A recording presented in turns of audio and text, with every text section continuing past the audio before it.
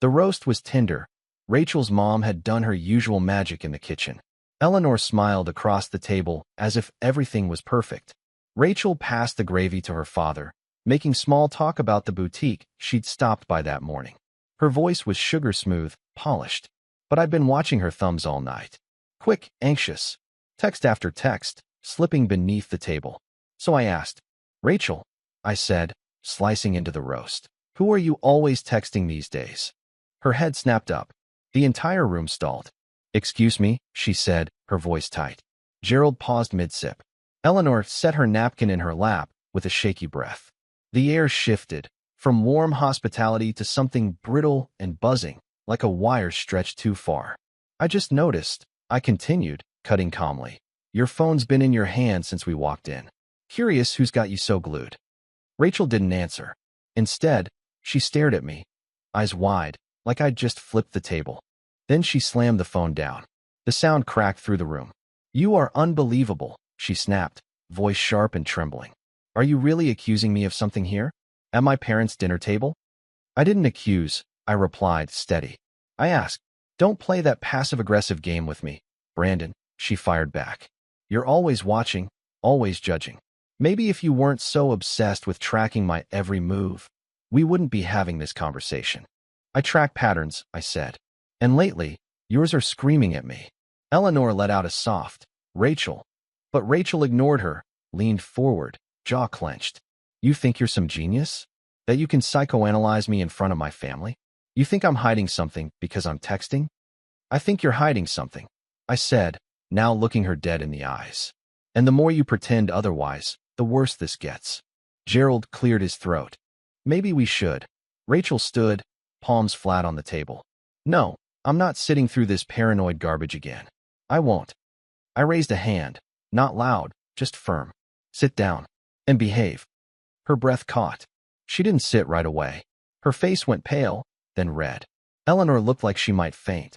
"Brandon," Rachel said, voice shaking now. "Don't you dare talk to me like that." "You already did worse," I said. "Slamming your phone on the table like a guilty teenager? In front of your parents?" Silence fell again, deep, stifling. The kind that makes you aware of every single breath. "I'm not hiding anything," she whispered, her voice cracking. "You're just so controlling. This is why I need space sometimes." I leaned back slowly, my eyes never leaving hers. "Then maybe next time, don't take your space to the dinner table." She stared at me for another second, fuming, but trapped. Then finally, like a balloon losing air, she sank back down into her chair. The room didn't breathe. I passed the gravy to Gerald like nothing had happened. "Sir, would you like more?" His hand trembled as he took it. And just like that, we went back to eating. At least, some of us did. But the damage had already sunk in. I could feel it in the silence between bites, in Rachel's shaking hand on her fork, in Eleanor's tight-lipped smile, trying to pretend it was all fine. I'd always been the steady one. Logistics coordinator for a shipping company. Order, clarity, timing. Our life in Charleston ran on routines. Morning jogs, matching mugs, weekends in the backyard pruning her roses. But that night, with one question and one explosion, the rhythm cracked. And underneath, something rotten was beginning to show. It was quiet in the car on the way home.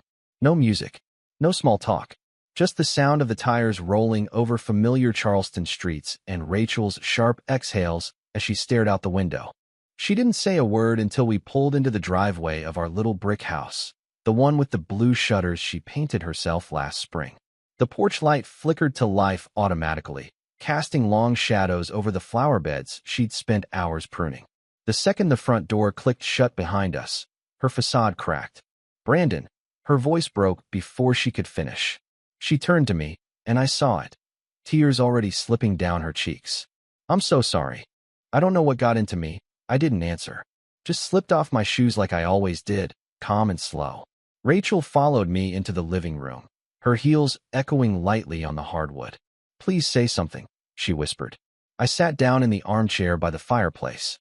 She stood there for a second, hands wringing the hem of her dress, then crossed the room and knelt in front of me. Her arms wrapped around my neck before I could react. "I didn't mean to embarrass you," she said, voice shaking against my ear. I panicked. "You made me feel accused." I didn't hug her back. My hand stayed on the armrests, still and heavy. She pulled back slightly, looking up at me with wet, red-rimmed eyes. It's just a friend from college. That's all. I swear. I looked down at her. Then why did you explode? Rachel blinked hard. Because it felt like you didn't trust me. Because I don't, I said, calm and even. She flinched like I'd slapped her. But before she could spiral, she stood up suddenly and placed her hands gently on my shoulders. Her fingers moved slow at first, massaging the tension she'd put there earlier. I know I messed up, she murmured. I shouldn't have made a scene. I wasn't thinking. My mom looked like she was going to faint. You humiliated me, I said quietly. At her table. She nodded quickly, swallowing hard. I know. I'm sorry. It'll never happen again, Brandon. I'll be better. I swear. Her touch grew gentler, slower. Like she thought she could smooth the damage away. You don't lie to me in front of people, I said, still unmoved. And you don't raise your voice like that again. Not ever. Understand? Rachel froze, then nodded. Yes, I understand. She leaned in again, pressing her forehead to mine. I love you, she whispered. I swear you're the only one. I sat still, watched her, and for the first time in a long time, I didn't say it back. I waited. Eventually, she stepped back, wiped her cheeks, and forced a small smile. I'll make us chamomile. Help us both sleep. I nodded once. She disappeared into the kitchen, and I stayed seated in that chair, staring at the front door, listening to her movements, memorizing every clink of the mugs, every shift in her breathing. She thought it was over, but something in me had clicked on, and it wasn't going dark again. The days that followed felt artificial, like living inside a stage set. Everything looked like our life, but none of it felt real. Rachel started acting like the perfect wife again, overcorrecting in every way. Her phone, once glued to her hand like a lifeline, now lived face down on the kitchen counter. She made a show of ignoring it. Brandon, she called one evening from the kitchen, I'm making your favorite, shrimp and grits. Want the spicy sausage in it like last time? I nodded from the living room. Yeah, sounds good. She smiled like we hadn't just fractured everything. Each night was a performance. She'd turn on some old sitcom while we ate in the den, tossing casual comments about work, about Eleanor's new recipe obsession, about a friend from her yoga class who couldn't get her dog to stop eating mail. But it was all surface. Not once did she bring up the dinner blow-up. Not once did she ask if I believed her. That silence said more than any apology. One night, I came home from the port late. Long meeting, delays on a cargo shipment. When I walked in, the house smelled like rosemary and lemon. She'd lit candles. The dining table was set, real cloth napkins folded neatly, wine poured in both glasses. She stood in the doorway of the kitchen in one of those soft sweaters she knew I liked. She smiled, sweet, wide, rehearsed. I thought I'd do something special tonight, she said. I looked at the table, then at her. Why? She blinked. What do you mean, why? I mean, what's the occasion? Her smile faltered. I'm just trying. I nodded, slowly. Right. Dinner was good. She'd always been a solid cook, methodical, precise. She made it look easy. And yet, even with every detail perfect, I couldn't taste a thing. Afterward, we settled on the couch. She curled up beside me like she used to, her head on my chest, fingers idly tracing circles over my shirt. I didn't relax. My mind stayed sharp, watchful. This kind of warmth? It wasn't real. It was camouflage. A few nights later, I caught my moment. She was in the kitchen again, standing at the counter, phone propped up with a recipe video playing. She tapped in her code. Quick, natural. I caught it. 5 digits. 1-9-9-7-2. I turned my head like I wasn't watching. She poured olive oil into a pan, asked, Can you grab the time from the pantry? Sure. In and out. Normal. But I'd already memorized the code. That night, while she slept beside me, breathing soft and slow, I lay still with my eyes open. My body was in bed, but my mind was back in the kitchen, rewinding that moment over and over again. The unlock. The digits. The casual ease of it. Something in me whispered that this whole act, the cooking, the cozy TV nights, the sudden open book performance, it wasn't a return to normal. It was a distraction, a cover. And now? Now I had the key. The house was dead silent at 2:03 a.m. The dogs were curled at the foot of the bed, Rachel breathing steadily under the comforter beside me. I lay there, Eyes open, heart loud. I slipped out of bed like a thief, barefoot, careful, holding my breath on the old floorboard near the dresser so it wouldn't creak. I took her phone from the nightstand without a sound. She didn't stir. In the hallway bathroom, I shut the doors soft and slow. Didn't turn on the overhead light. Just flicked on the vanity lamp above the mirror, dull, yellow, just enough to see by. I sat on the floor, cold tile under me, and stared at the screen. That 5-digit code burned into my mind. I tapped it in, 1-9-9-7-2. Unlocked. My throat dried. This was the moment. The one I couldn't come back from. I opened her messages. Not the usual contacts. Not group chats. I went straight to the thread second from the top, where the name had been deleted. No initials. Just a blank gray silhouette and a number with no contacts saved. And then I saw them. The messages. All lined up in neat little blue and gray bubbles. Each one chipping away at everything I thought I knew. You looked stunning today. I still smell your perfume on my jacket. If we sell the house soon, we can be on a plane before spring. I've been dreaming about the view from that balcony in Barcelona. I hate pretending. Every time I sit across from him, I want to scream. And then, that raccoon in the tuxedo looked more confident than us sneaking around. Haha. That line stopped me. A raccoon in a tuxedo? The image was ridiculous, surreal. But what chilled me was the comfort behind it. The inside joke, the kind people only share when they think no one else will ever read it. My thumb hovered over the screen. I scrolled back further. Weeks of messages. Flirting, venting, planning. Sometimes poetic. Sometimes crude. But always intimate. You're the only one I feel alive with. He doesn't suspect a thing. I can fake this a little longer. I already checked how much the house would list for. We can figure out the paperwork once we're overseas. They were planning to leave. Not just sneak around, not just flirt behind my back, but uproot, vanish, sell our home, disappear into some passport-stamped dream life. I looked at the number again. No name, no photos. Just this ghost, warm, clever, wrapped around my wife's words like they belonged together. I closed the thread, went to her photo gallery. Nothing. She'd cleaned it, deleted everything. No saved images, no screenshots. Just empty albums with titles like Spring Garden and Recipes. Intentional. I set the phone down on the edge of the tub, heart still racing. I leaned my head back against the cabinet door behind me. She was lying next to me every night, humming while she cooked, laughing at sitcoms she wasn't really watching. Meanwhile, she was plotting an escape like we were some tragic novel waiting for the final page. And I didn't even know his name. But I knew enough. I picked up the phone, locked it, and crept back to the bedroom. Slid it back onto her nightstand, the exact angle it had been before. Got under the blanket, turned my body away from hers.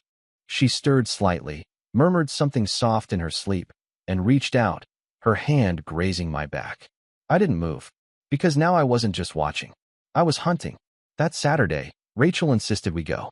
It's just a casual thing, she said, standing by the hallway mirror, adjusting her earrings. Jen's throwing it for her sister's birthday. Nothing dramatic. Jen, Rachel's best friend since college. Lived 5 blocks over with her husband Greg, a tax consultant who wore boat shoes even in winter and loved being the loudest guy at any gathering. Rachel fussed with her hair, smoothing it down like she was afraid the wind might ruin her story. I gave a small nod. Sounds fun. She looked at me through the mirror. We don't have to stay long. Just make an appearance, yeah? Of course. We arrived around 7. Their backyard was strung up with soft golden lights, and the scent of grilled corn and charcoal clung to the air. Folding chairs circled the fire pit, drinks clinked in plastic cups, and someone was already arguing about football near the cooler. Rachel blended in easily, drifting toward Jen with practiced ease, laughing too hard at something I didn't catch. I stayed back, beer in hand, making polite conversation with a neighbor or two, all while my eyes stayed locked on her from across the yard. She was relaxed, but not too relaxed. Smiling, but not with her whole face. That forced lightness people use when they're managing a situation. That's what she was doing. Managing me. Greg showed up 20 minutes in, holding a tray of ribs and commanding the whole deck with his usual booming presence. Look at this crowd, he barked. You'd think someone was giving away free tax deductions. Everyone laughed. Rachel chuckled too, light, safe. Nothing stood out. Until Greg said it. He was retelling some random story about a wedding he'd attended in the mountains. Something about raccoons getting into the catering tent, and then he dropped it. And there it was, I swear to God. This raccoon just sitting there, like full-on tuxedo attitude, little paws tucked in like he owned the place. He paused, eyes wide. I told Jen, that thing had more confidence than I did at our own wedding. Laughter broke out instantly. People doubled over, slapping their thighs. Someone spilled wine. Even Jen let out a dramatic gasp. I didn't laugh. Neither did Rachel. I looked over at her. Her smile had vanished. Her wine glass hovered halfway to her lips. Her fingers clutched the stem like it might break. Our eyes met across the lawn, just for a second. And she knew I'd heard it. The exact same joke. Word for word. And the man who told it was standing 10 feet from me. Greg. She looked away fast, pretending to listen to Jen talk about something in the kitchen. I took a sip of beer and forced a smile at a neighbor who started telling me about his dog's allergies. But I wasn't listening anymore. I was connecting dots. That night, Rachel tried to make small talk on the way home, commenting on the food, the music, the neighbors. I nodded along. The second she went upstairs to shower, I stepped into my office and pulled out my laptop. I didn't waste time. I typed Private Investigator Charleston, South Carolina into the search bar, clicked the first name with decent reviews, and filled out a quick contact form. Basic info. Suspicion of infidelity. Request for discreet surveillance. 5 minutes later, my phone buzzed. A local number. Mr. Walsh? The man said, calm and efficient. Name's Clint. Got your form. Want to talk details? I closed the door and sank into the chair. Yeah, I want proof. Pictures. Texts if possible. I think she's planning something. Maybe with a man named Greg. There was a pause. All right, Clint said. Let's find out what she's hiding. I gave him the basics, her routine, the car she drove, the days she met with Jen, how Greg seemed to always be around. Clint asked for a photo, and I sent over one of Rachel smiling in our backyard last 4th of July, holding a sparkler. The irony hit me harder than expected. After the call, I stepped outside. The sky was deep navy, stars starting to blink overhead. Fireflies lit up the yard in slow pulses, like the grass was breathing. I sat on the porch steps, hands clasped. There was no more guessing now. I didn't yell. I didn't confront. I'd already gone past that. Now, I was building something she couldn't talk her way out of. It was raining when it happened. The kind of soft, steady drizzle that made the whole house feel heavier. The dogs were curled near the window, their tails twitching in their sleep. The smell of coffee still lingered from earlier that morning, but the warmth in the kitchen had long since faded. Rachel stood at the sink, back to me. She hadn't said much all day. No sudden sweetness, no jokes over dinner plans. Just silence, deliberate, brooding. The kind of quiet that meant something was coming. I leaned against the kitchen doorway, watching her. The tension in her shoulders, the way her fingers gripped the edge of the counter like she needed it to stay upright. Then she turned. Her face was streaked with tears. No makeup, no act. Just red eyes, and that hollow look she only wore when things weren't going her way. I can't do this anymore, she said softly. I didn't speak. I wanted to see where she'd take it. Rachel swallowed hard, blinking fast. I've been trying to hold it together, but it's not working. We're not working. Still, I said nothing. She stepped toward me, arms limp at her sides. I think we should separate. Just do it quietly. No mess. Split things 50-50. Let the court handle it. You keep the house if you want. I just want peace. I raised my chin slightly. You want a divorce? She nodded, wiping her nose with her sleeve. I think it's the healthiest thing. We can avoid hurting each other more. We don't need to go to war over this. I studied her. Her eyes searched mine, like she was waiting for a reaction. Anger, shouting, maybe even begging. But all I gave her was stillness. I'll agree to let the court settle it, I said plainly. She blinked. Just once. But in that blink, her whole face shifted. Like she'd stepped into the room expecting to lead, and suddenly realized she didn't even know which way the floor ran. You're not going to fight me? She asked. No. Her lip twitched. So you're okay with it? I didn't answer. Because truthfully, I wasn't okay with it. Not because I wanted her back, but because she thought she'd just slide out of this with a clean cut and a smooth ending. Like we were shaking hands at the end of a business deal. Like she hadn't gutted our life behind my back. I'll let the court handle everything, I repeated, stepping past her to the fridge. Whatever they decide, they decide. She stood frozen in the center of the kitchen. I could feel her eyes on my back, waiting for more, trying to read between the lines. But I wasn't giving her anything to read. She wanted neat. She wanted peace. That wasn't how this was going to go. While we continue, subscribe so you don't miss the upcoming parts. The envelope was plain, thick, and unmarked, tucked neatly into the mailbox like it was just another piece of forgotten junk. But I knew what it was the moment I saw it. I took it inside without opening it. Sat at the kitchen table with a fresh cup of coffee, letting the sound of the rain tap steady against the window pane. Rachel was still upstairs, probably sleeping in, convinced she'd delivered her final blow yesterday with that quiet, composed divorce suggestion. She had no idea what had just arrived at our door. I opened the envelope with the same steady hands I used to carve the roast at her parents' table. Methodical, controlled. Inside were photographs, dozens of them, printed in glossy color, stamped with dates and time codes. Rachel and Greg, together. One photo showed them leaning against a black sedan parked outside a lakeside motel about an hour north of Charleston. He had one hand on the door, the other on her waist. Her head was tilted back, laughing at something he said. Another, different day, different clothes, captured them walking through the downtown market, arms brushing, hands linked briefly before she tucked hers into her coat again like she knew better than to be obvious. She did know better, but not enough. There were shots of them at the same cafe, 2 towns over, sitting in the far corner like high schoolers skipping class. One of her resting her hand on his thigh under the table. One of him touching her hair. They weren't careful. Clint had done his job. I went through each photo slowly. Didn't blink. Didn't breathe heavy. I felt nothing really. Just a cold settling. Like the house had dropped 10 degrees. I'd suspected this for weeks, maybe months. I didn't need to see these images to believe it. But I needed them. Because this wasn't about feelings anymore. It was about facts. Proof. Strategy. Rachel thought she was going to get away clean, split the assets, sail off into whatever fake new life she'd promised Greg in their texts. But now I held the matchbook, and I knew exactly where to strike it. That afternoon, I made copies, clean, organized, precise. Tucked the originals into a folder labeled Financial Records, slipped it onto the top shelf of my office cabinet where I kept the tax documents. Just in case. Then I got to work. I drafted a new will. I emailed my lawyer, who'd been handling my late uncle's estate and owed me a favor. I sent a message to Clint asking for one more assignment. Trail Greg. Find out if he was planning to leave Lila, his wife, or if he was just stringing Rachel along. At sunset, I stood on the back porch. The yard was still, gold-tinted from the light slipping behind the trees. Fireflies blinked lazily across the grass. The dogs paced quietly at my feet. Rachel came out a few minutes later, a glass of wine in her hand, eyes tired but curious. "You've been quiet today," she said softly. I looked at her, studied her.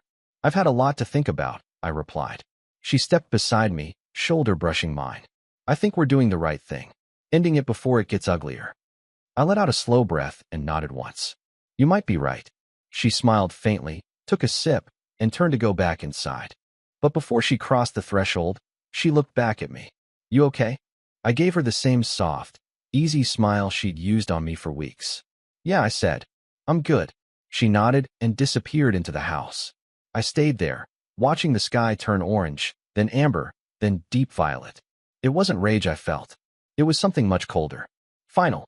The night had that sticky southern heat that clung to your shirt and made every glass sweat before it touched the table. The potluck was already in full swing by the time Rachel and I arrived. Paper lanterns swayed above folding tables stacked with casseroles, deviled eggs, and lemon bars dusted with powdered sugar. Neighbors laughed in little circles. Kids darted between lawn chairs, trailing bubbles and glow sticks. Rachel walked beside me like nothing was coming. Polished, light-footed, smiling that subtle, innocent smile. The same one she wore when she told lies that didn't sound like lies at all. We mingled, talked with a few familiar faces. I kept my tone even, my smile steady.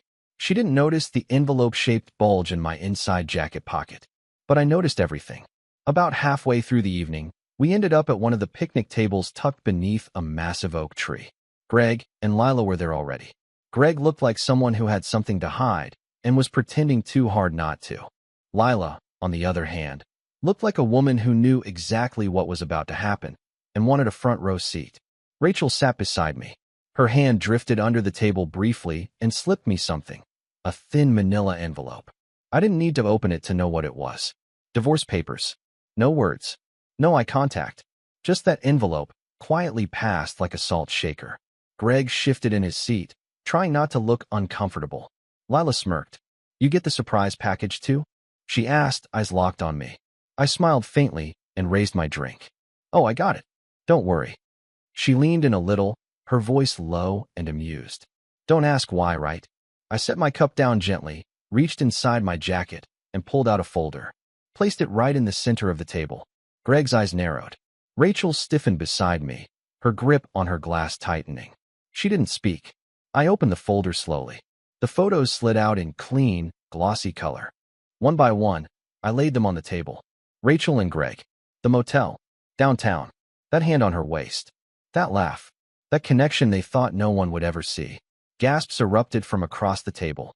A neighbor nearby paused mid-bite, craning to see what had caused the sudden hush. Lila reached out slowly and picked up the top photo. Studied it. Not shocked, just confirming. Then she turned to Rachel with a smile that could cut glass. Europe, huh? She said flatly. Rachel opened her mouth, but nothing came out. Greg leaned forward. Brandon, don't, I said sharply. You've already said plenty in those texts.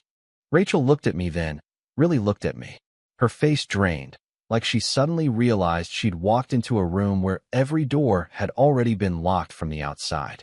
Voices started to rise. Chairs scraped. Whispers spread like wildfire. Greg stood up, backing away from the table. Lila didn't flinch. Rachel remained seated, completely still, except for her shaking hand around that untouched glass. The potluck went quiet for a moment. Just the buzzing of cicadas and the soft clink of forks abandoned mid-bite. And then, chaos. People murmured, some walked away, some leaned in closer. I sat there, calm in the eye of the storm I'd built. Let them all see. Let her watch it unravel. It was nearly midnight by the time we got home. The ride back was silent, save for the quiet hum of the engine and the occasional turn signal click. Rachel sat rigid in the passenger seat, her arms folded across her stomach like she was holding herself together from the inside out. She didn't say a word. Neither did I. The house was dark when we walked in. Just the faint glow of the porch lights spilling through the windows, catching the edges of picture frames and furniture we picked out together years ago, back when all this still felt real. She stood in the hallway for a long time while I moved past her and into the kitchen. I grabbed a beer from the fridge and twisted off the cap with slow, practiced fingers. Rachel stepped in a moment later, barefoot, tears already threatening behind her eyes. Brandon, she whispered. I didn't look at her. I never meant for it to go that far, she said, voice cracking. It started stupid. Harmless. Just talking. I took a long sip of beer. The carbonation hit the back of my throat, sharp and clean. She moved closer, her breath catching. It wasn't about him. Not really. I was lonely. God, I don't even know what I was doing. I was stupid. So stupid. Still, I said nothing. I ruined everything, she choked. I know that. I know I did. And I'll regret it every day of my life. She collapsed to her knees on the tile floor, the weight of everything finally dropping her. I don't want a divorce, she sobbed. Please, please, we can fix this. We've been through worse, haven't we? I turned then, saw her curled on the floor, arms wrapped around herself like a child, face red and blotchy from crying. The same woman who'd passed me divorce papers in silence the night before. The same woman who'd planned to vanish overseas with another man like I was just a loose thread she could snip away. Now, she was crawling toward me. I'll do anything, she whispered. Therapy, honesty, whatever it takes. You're my husband. You're my home. I set the beer down gently on the counter and crouched to her level. She reached for me, desperate to close the distance. But I didn't let her. I just pointed. To the stairs. Go pack, I said quietly. Her lips parted, trembling. What? Pack your things, Rachel. She shook her head like I'd misunderstood her plea. No, Brandon, I'm begging you. You've got until morning. She stared at me, chest rising and falling in uneven jerks, as if the air itself had turned against her. Please don't do this. I stood up, grabbed the remote, and walked into the living room. The TV flickered on with a low hum. Baseball highlights. Home runs. Crowds cheering. Behind me, she broke. Full sobs now. The kind that came from somewhere deep, ugly, and uncontrollable. But I didn't look back. I sat down, cracked open the second beer, and leaned into the couch like it was any other night. The sound of her crying filled the space between the walls. The dogs didn't move. The whole house just listened. For years, I'd given her the benefit of the doubt. For months, I'd given her the chance to come clean. Tonight, I gave her the door. And she knew, finally, fully, that I wasn't bluffing. Justice doesn't always roar. Sometimes, it's just the sound of a man not answering. The divorce wrapped up faster than anyone expected. Rachel must have thought she could still charm her way through court, maybe tug on a judge's sympathy, paint herself as a woman emotionally neglected or caught in a moment of weakness. But the moment those photos came out, the court didn't need much convincing. The judge saw right through her. My attorney laid it out clean: the affair, the planning, the deception. Rachel's sudden demand for a 50-50 split collapsed under the weight of proof. Even her attempt to present herself as the victim fell flat once the timeline came out. Texts, photos, motel receipts. The court awarded me full rights to the house. Rachel walked out with her name stripped from the deed, a small bank transfer to her name, and a court date for a final review of assets she never properly disclosed. No monthly support, no shared property, no loopholes, just a clean cut, and not the one she wanted. Greg, meanwhile, vanished like smoke. Rumor was he sold his house in the middle of the night. A cash buyer, no questions asked. 1 week later, he was gone. Europe, allegedly. Maybe France. Maybe Belgium. No one knew for sure. He didn't even say goodbye to Lila. He left a note on the kitchen counter. 5 words, handwritten. I can't fix this. Sorry. Lila found it and threw his clothes into a bonfire that same night. People said the flames went up like gasoline. She didn't cry. She just stood there, staring at the fire like it owed her something. Rachel tried calling him. Once. Maybe twice. No answer. Then she stopped trying. She crashed at Jen's house for a while. Slept on the couch. Looked like a ghost of herself. No foundation, no lip gloss, just sweatshirts and excuses. Eventually, Jen asked her to leave. And suddenly, she had nowhere to go. No husband. No lover.